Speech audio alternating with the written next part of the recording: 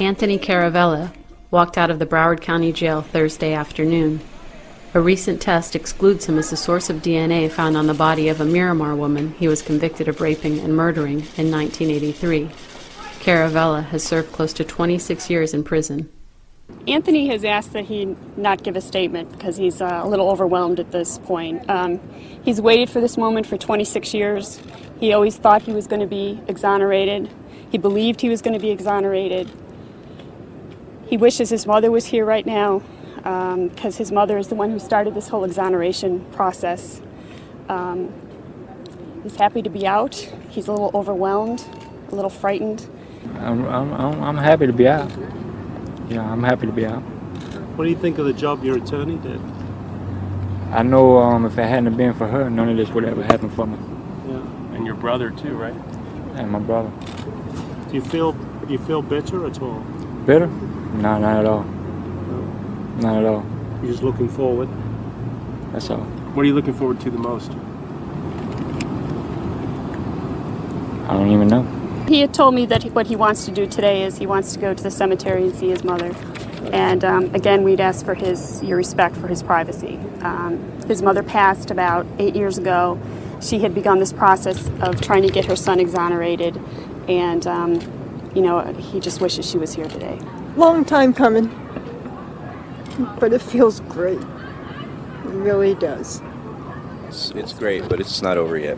We still have to clear his name. It's good to have him home. We're going to have some fun times together. We're going to catch up, but courts need to finish their work and clear his name completely so he can start his life. Bennett Barber has every reason to be angry. At 23, he was a newlywed with a baby on the way. A rape victim pointed to his picture and a jury convicted him, despite blood evidence to the contrary, and a brittle bone disease his attorney argued made it impossible for Barber to have done it. I just had my elbow broke with a pin in it.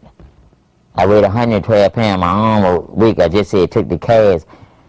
Hello. The prison sentence ended his marriage and stole his pride, but never his spirit. Always smiling because I have my higher power to thank for that. And I know that I don't care what they say or do. I know that I never did that. Behind bars, he learned a trade, restoring antiques, and pursued his passion to become a chef. He learned a lot. I don't trust the justice system. Not only did the state lock him up, when DNA testing cleared him 2 years ago, no one told him. He found out from the University of Virginia School of Law's Innocence Project just 3 months ago. They stopped looking for me. James City County and them said they couldn't find me. It took us just 2 minutes to find him online. The state attorney general is now backing Barber's request for a writ of actual innocence and asked the court to expedite its review. You see, Barber doesn't have much more time to wait. He's dying from bone cancer. That is the most precious gift I could get, basically, because my family name means a lot. I'm very proud of my name and my family. His family is proud of him, too. Always have been. I wish my father could be here for this.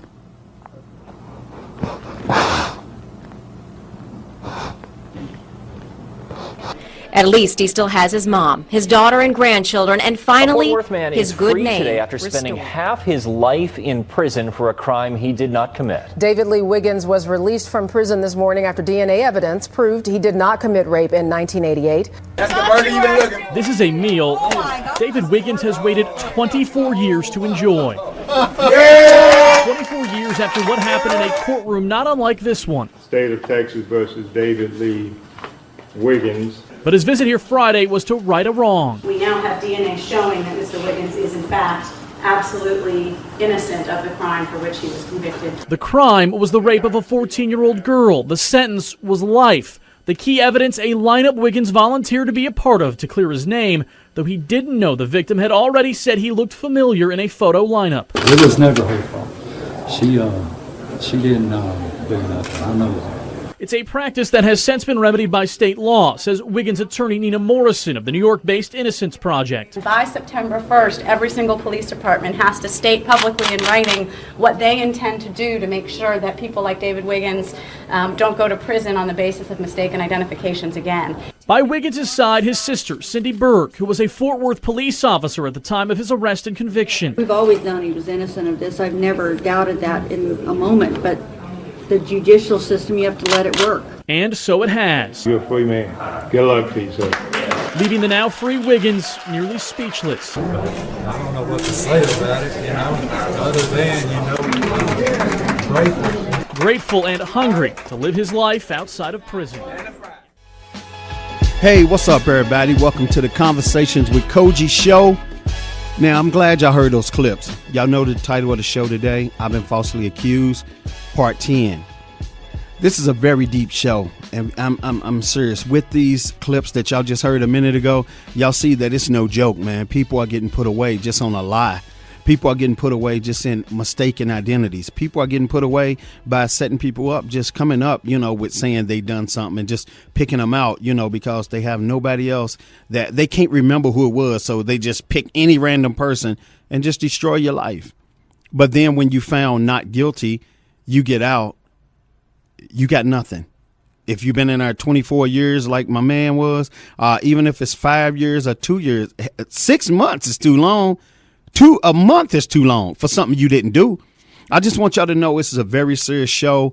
A lot of injustices going on, and people don't have nobody to talk to. People don't have no way of speaking out on it. If they do speak out on it, they already, to the public, looked at as being guilty because of what they already been through. But that ain't the way we play it on this show. On this show, people get to speak out. They get to tell their truth. And hey, don't nobody know the truth like they do. You know what I'm saying? If it's a lie, if they come on the show, and even if they lie, if they still going through court, it's going to come out. But the thing about it is, this show is for people who definitely are the underdogs. And I definitely fight for the underdogs. Now, don't get me wrong. The police, the justice system, and laws, they are meant to not be broken. We have laws for a reason. But when innocent people are hit with these laws that didn't have nothing to do with them, and they already on the right track, being, a good citizen, and then you get pulled into something that just destroys your life, and then nobody cares when it comes to finding out you was innocent. A judge just say, okay, hey, well, I wish you well, you take it easy. You get no, reparation for what you've been through. You get put back out on the street. I just seen on the news last night, a guy stayed in jail for, I think it was 5 or 6 years. They found out he was not guilty. He got back out. He's got nothing. He's living on homeless row right now. Every place he goes to, even though they found out that he was exonerated and it wasn't his name through DNA and everything, they showed his day to day going to look for jobs at the unemployment office. And when he say, oh, well, what's my job experience? I've been in jail for 20 years. And the look that everybody gives him, even though he's innocent. Now, sometime when we go through this, and even though we get out of it with DNA and whatever, our life is still tore up because they don't have to pick a felon, or ex-felon, or even a person that's been exonerated when they got so many people who ain't got no record at all. So the best thing for you to do, like the guy said last night on the news, he took up trades while he was in prison. But the thing about it is, even if you take up a trade, if you don't got the money to start your own business and get your own thing popping, you still in a bad situation. And that's what make people turn back to crime. That makes people start thinking of all kind of ways to get money and come up. Because number one, if you already had a good life and it got destroyed, and if you're a person like me, you're going to think to yourself, man, I'm not going to be denied. And in the process of not being denied, bad things can happen. You can make bad decisions because of your conditions. So today, like I said, we definitely got a great show. We got a guy that'll be coming in a minute. Good friend of mine, and Alan Man definitely, has his brother's back. And Alan Man introduced me to him. And ever since we've been talking, I feel like, hey, we family members. He's got a good heart. He's going to talk to us about being falsely accused, where he was in a restaurant with his family. His kinfolks, his cousin, he took his keys when he went up to the smorgasbord or went to go get his food or to the bathroom. He'll tell you more better than me. His cousin took his keys and went and left in his car. He didn't even know his cousin took his keys and went to go use his car to go get his daughter or whatever he was going to go do from school. But this guy ran into somebody and totaled the car. And I think he hurt somebody. But the moral of the story is he jumped out and ran. When he jumped out and ran, when the police come and run everything, whose car is it? Now, it's more to this story that y'all not going to believe. It's going to be like, you're going to scratch your head on this one, because when he tell us about all the proof and he tell us about all the people that stepped up and said there's no way he could do it, people proved where he was, but it didn't make a difference. He is still under fire right now. The police are messing with him nonstop. I mean, they impounded his car. They took his car. They lied and told him where his car was. He didn't get his car back for the longest. They done came to his house, his job. I mean, his life done been shook up, all because somebody made a bad decision with his property.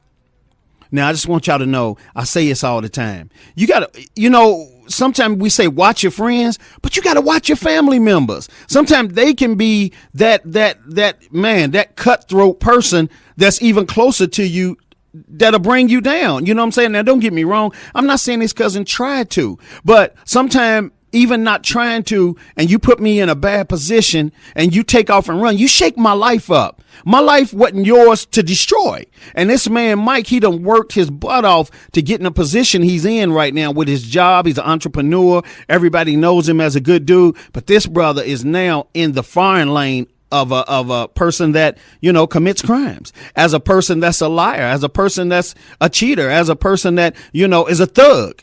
And this person is far from a thug. So I want y'all to stay locked in. And we got a great first hour. We're going to be right back, and we're going to get with his story.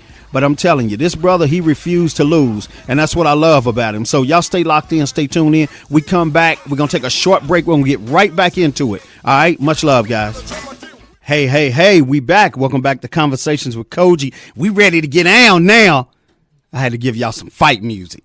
You know what I'm saying? We definitely got to fight through anything we go through. But when we got good people that care about us and love us, and we got a good team like I got, you know what I'm saying, that's on deck, they my freedom riders. I got my freedom riders with me. And I mean that. Foxy, how you doing today?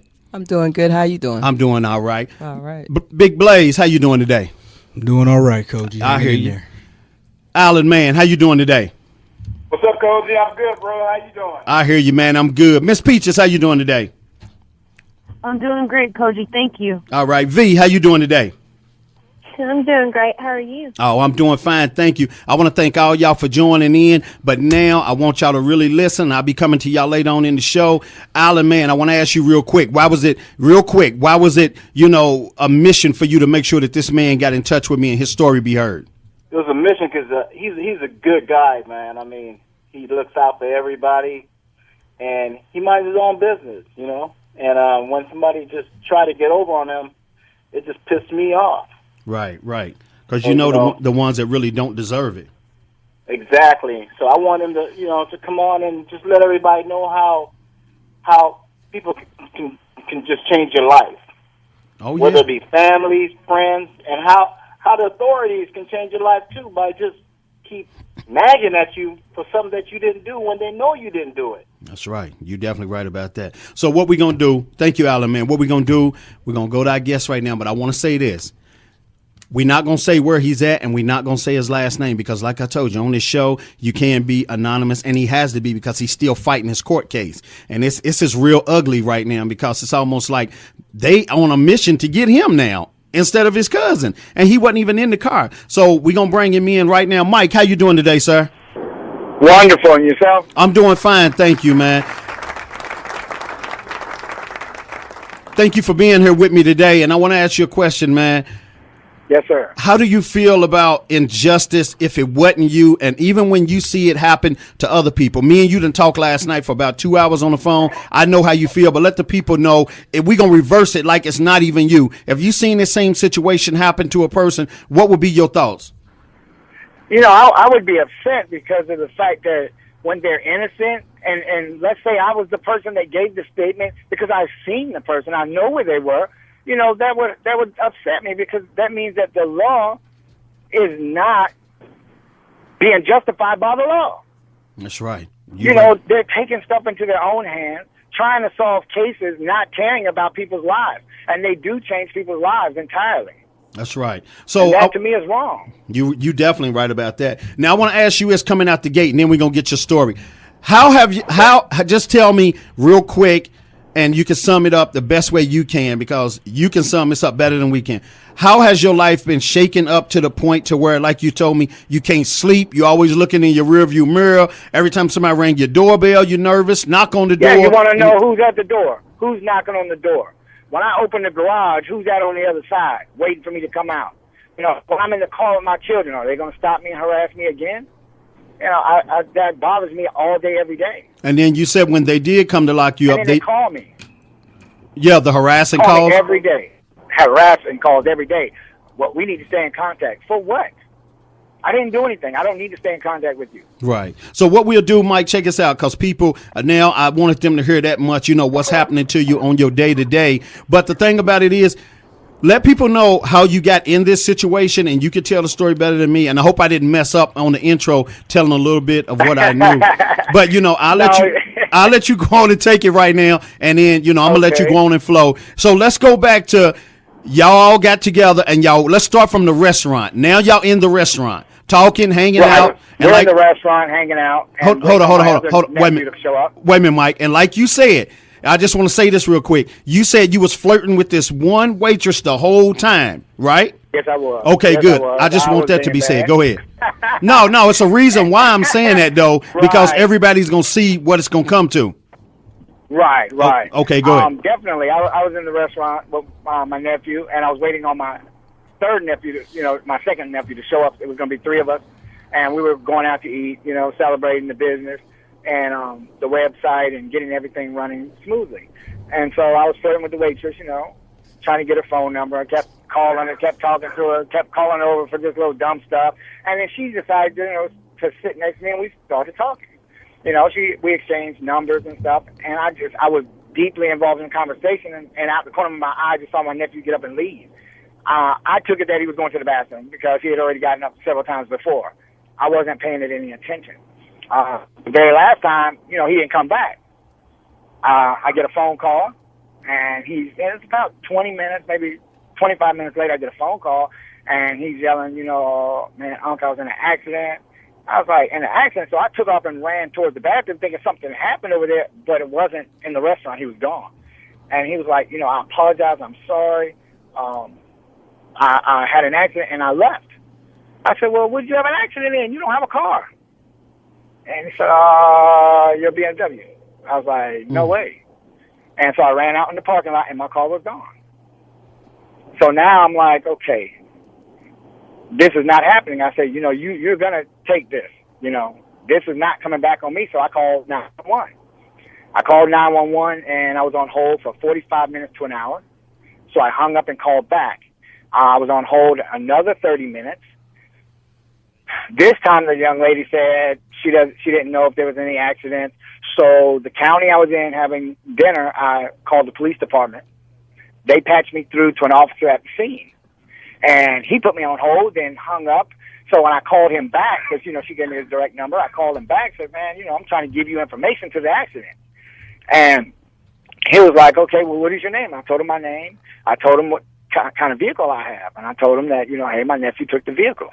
He had an accident, and he left the scene. I said, no, I do not know where the accident happened. I don't even know where the car is. I don't even know where he is. But I can tell you where he lives. I gave them all the information. They called me back. They asked me to come in and do a statement. About 11 p.m., I was in their office doing a statement until 2:30 in the morning. During that time, they had picked up my nephew. They had questioned him. He said, hey, I don't want to say anything until I have an attorney. So they released him. Why? I don't know, but that's fine. They released him, so they have to deal with that. But then they started calling me, telling me that the DA was going to press charges against me. And I said, for what? I didn't do anything. I said, I called you. You didn't have a case. You didn't have anything. Your eyewitnesses just said a dark-colored vehicle. They didn't know anything else. They didn't see anything else. They didn't see who was in the vehicle. They didn't even see a license plate number. So when it happened, I'm calling you. So then they start wanting to investigate me. So I gave them the number to, the address to the restaurant.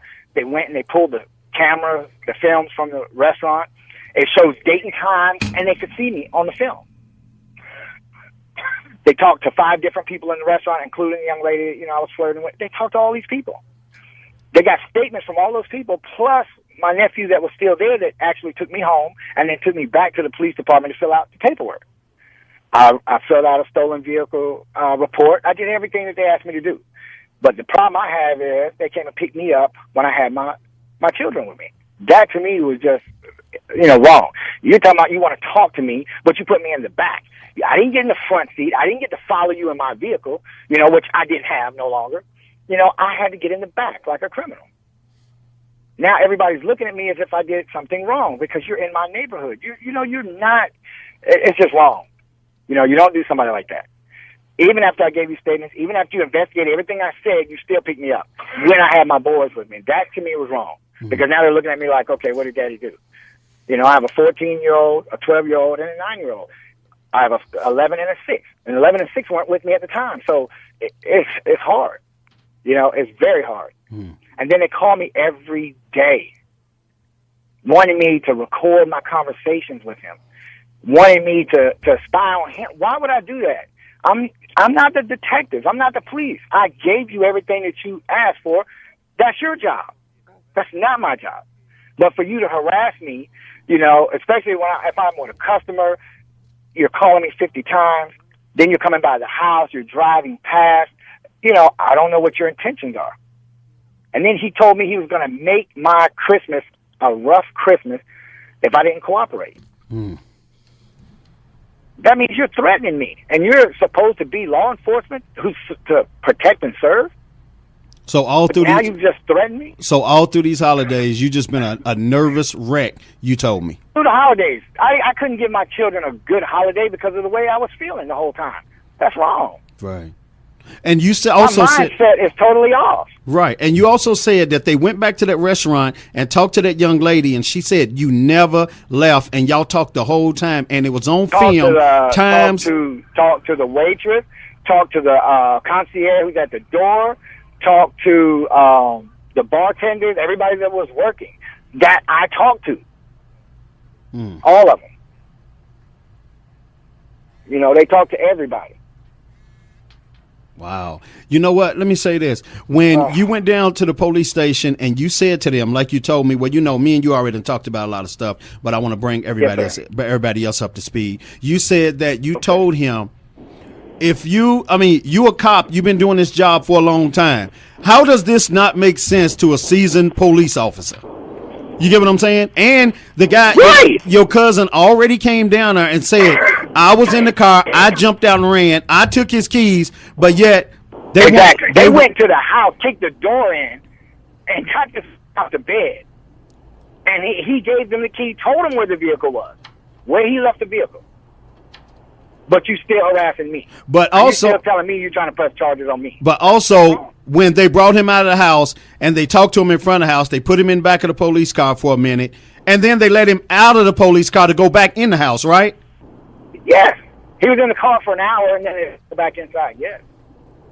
Wow. Handcuffed and everything. Put him in the car like they were going to take him away. They went in, talked to the family, mother and father. They wanted to wake up the dog, but they wouldn't let her. And after that, they released him. But I'm still down there till 2:30 a.m. I don't get home till 3:30 a.m. That's wrong. That's really wrong, man.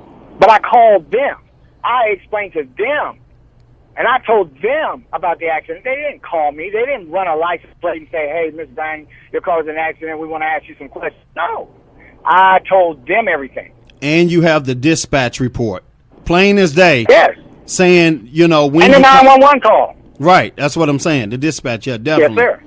You know what? But the thing about that, this is why we do this show, because this is what we call injustice. This is like, okay, not only are you trying to string one person up, but now you're trying to string two of us up for something I didn't even do. Nothing I did. Wasn't even in my vehicle. Right. But see, this is why this show is important to people to speak out, man, and talk about what's going on. See, whenever y'all don't respond to these shows, y'all, sit back and just hear things and don't call in and don't ask questions, you won't even have the questions for one of your family members if they get strung up through a situation like this. Now, what we need to do as a community, we got to come together and we got to rally for the people who's being abused. We got to rally for the underdogs. Now, I'm not saying let's all go against the police. Let's go loot. Let's riot. No. That's stupid. We only gonna make things even worse for ourselves. And we want to be a role model to children on how grown folks handle their business.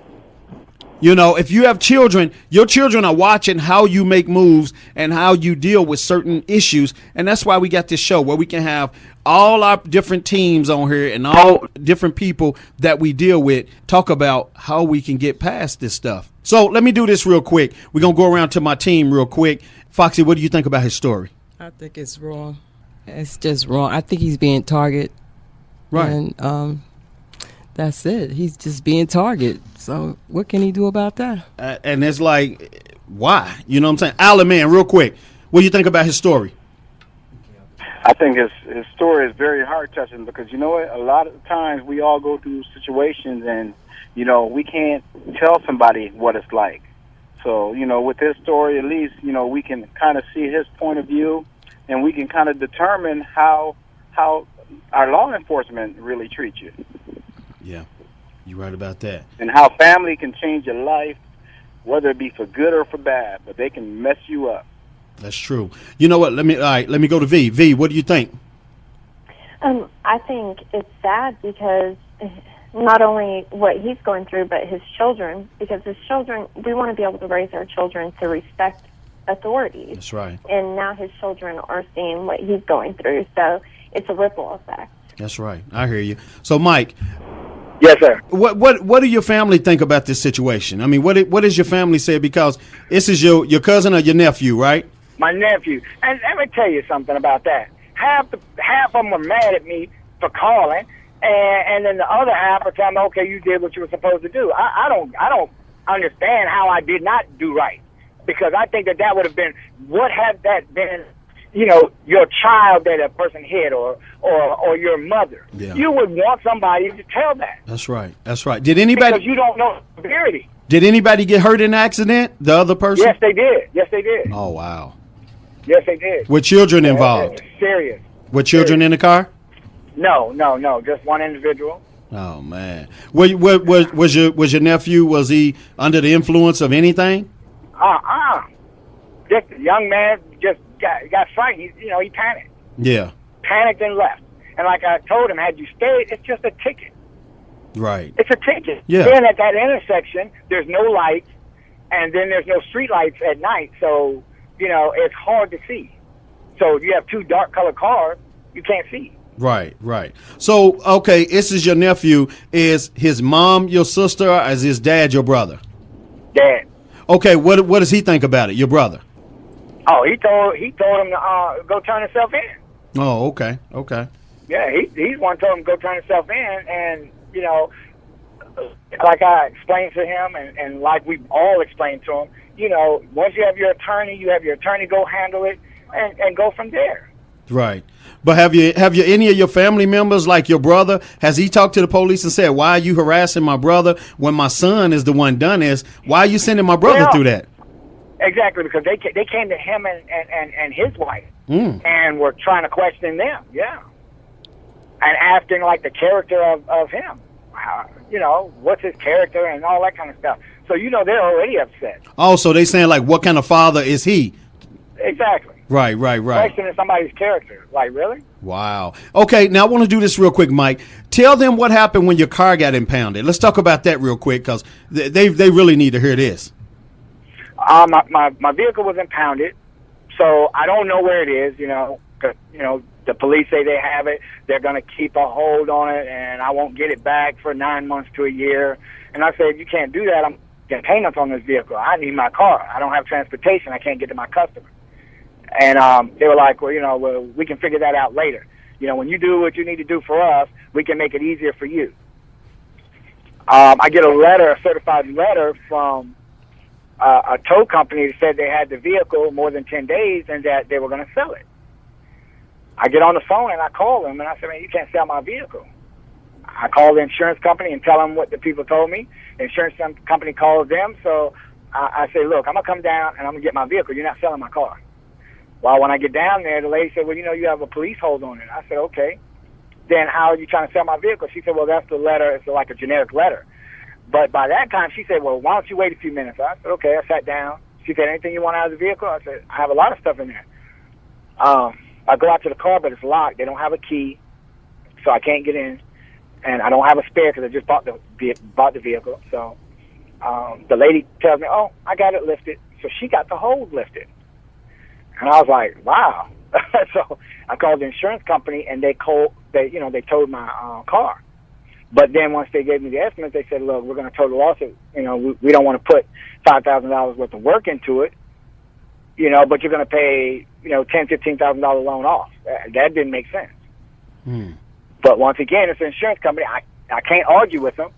So I said, now I have to purchase another vehicle. So, I'm highly upset.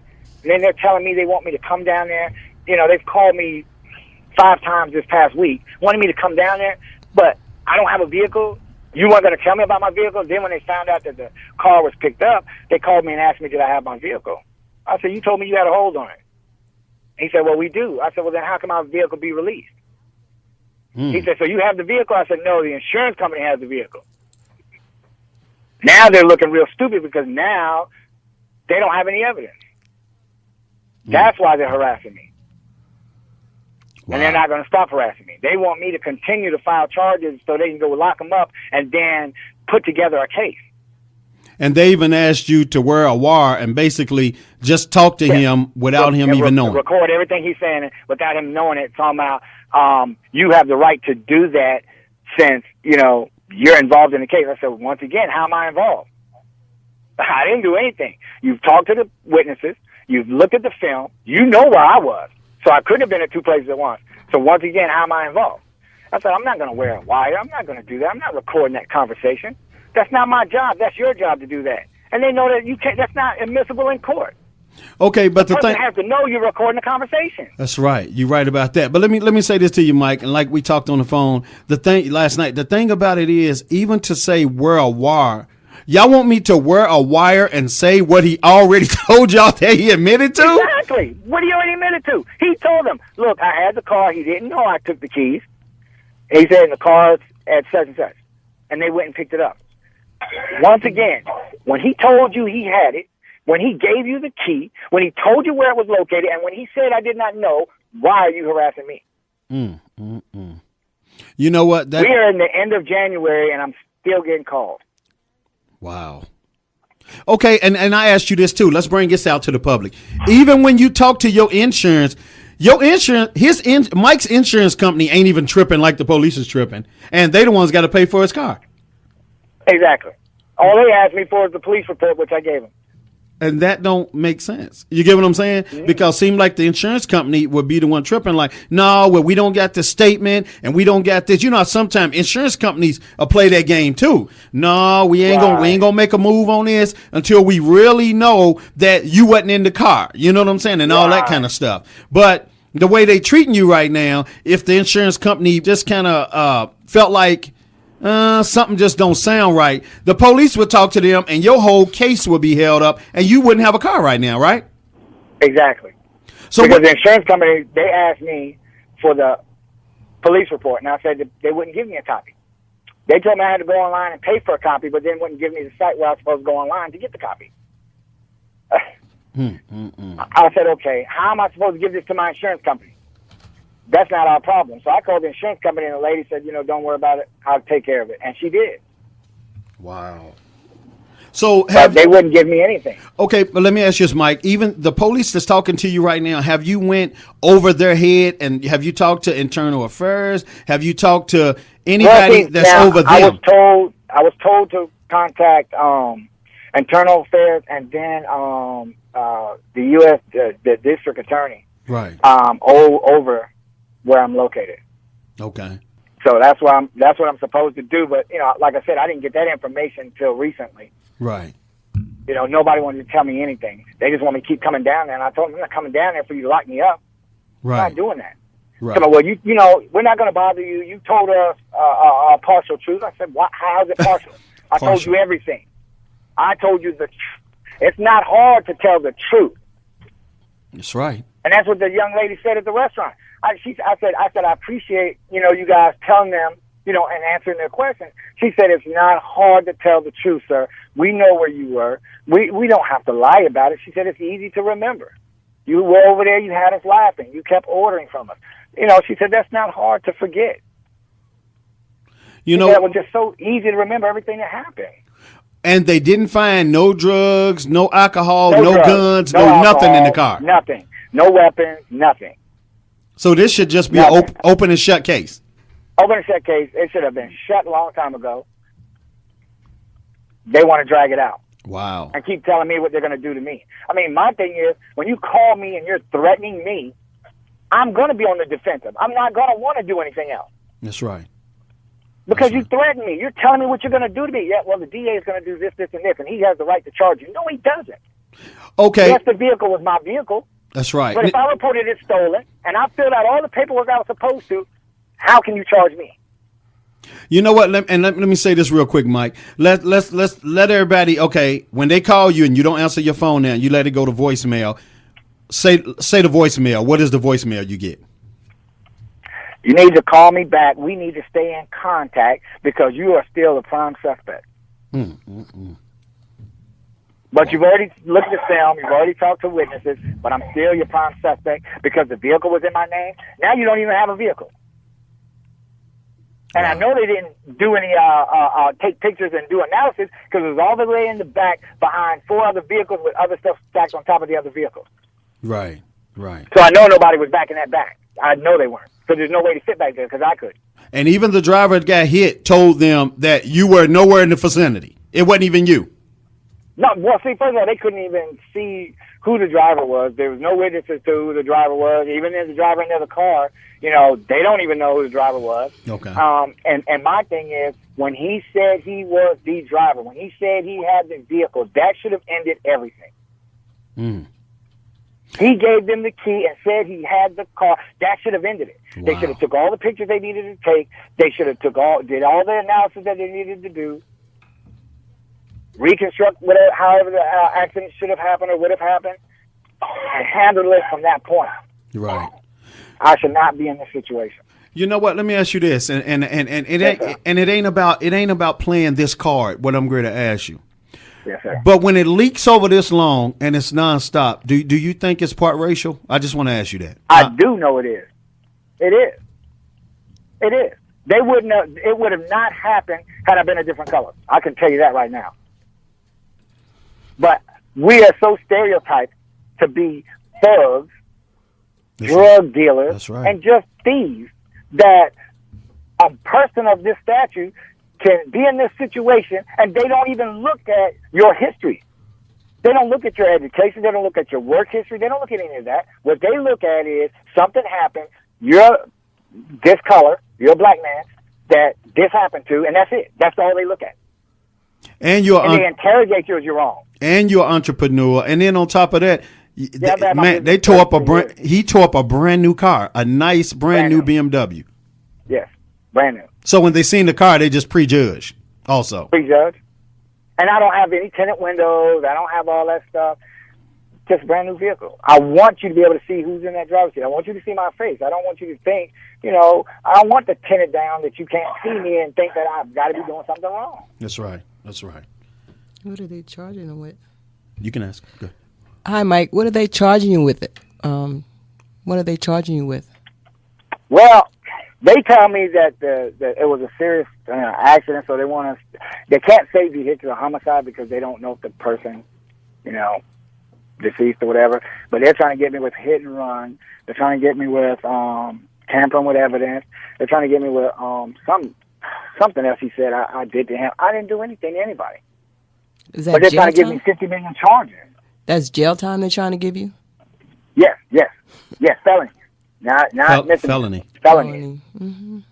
Well, they're supposed to give black men felonies. No, they not. No, they not. They want she's to. Speaking for herself. No, they not. I ain't taking that way. I know, but they will. That's what they're targeting. They're targeting to give black men felonies so they can't get a job. They can't do anything. Exactly. Right. Once you're in that system, they want it to be Right. a revolving door Right. that you can't get out of. That's right. Well, let me do this. I'm gonna go around to my team real quick. Y'all can ask him a question, but you can't drag it out. Time is, time is against us right now. Big Blaze, what you want to ask him real quick? Well, I really don't particularly have too much to comment. How you doing today, Mike? I'm hanging in there. Yeah, I don't really have too much to comment because luckily my situation is the beginning of the end has just hit my situation. I should feel a little bit better, but I don't, I have the same type of situation you're going through. I don't particularly feel too safe around law enforcement because of the things that they've done. Big Blaze, it's not good. Big Blaze just came from court this morning, Mike. This morning, and he rushed to the show to help out like he always do, man. He definitely, cares about the show and the community, man. Definitely. It was the fourth time. You have to have that. The fourth time they rescheduled the prelim, and they were going to reschedule it again, and the cops didn't show up for the third time in a row. Right. So I already know how they view us and how they treat us in a courtroom versus anyone else. Right. And they always look to make more money off of us than anyone else because Than anyone else. And then they want to take me upstairs. You couldn't ask me questions downstairs at the desk and stuff. Well, we need to go to the third floor. I'm thinking, is that processing? They trying to lock me up? That's right. That's how I feel. Right. Standard process. And now every time I see them, that's my first response. What is it now? Right. Wait a minute, 1 second. V, ask him a question real quick. I'm baffled at the fact that they're leaving messages like that because, what happens to innocent until proven guilty? Exactly. That's what I thought. And that's, I would say that's breaking confidentiality. You're a suspect. Right, you're because not. they're leaving it on a house phone at that.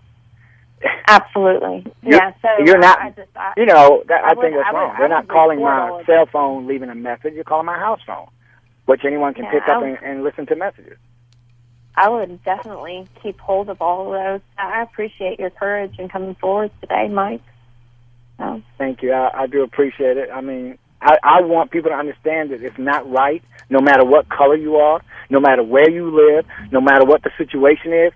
This society was supposed to be based off of you're innocent until proven guilty. Now you're guilty until you prove yourself innocent.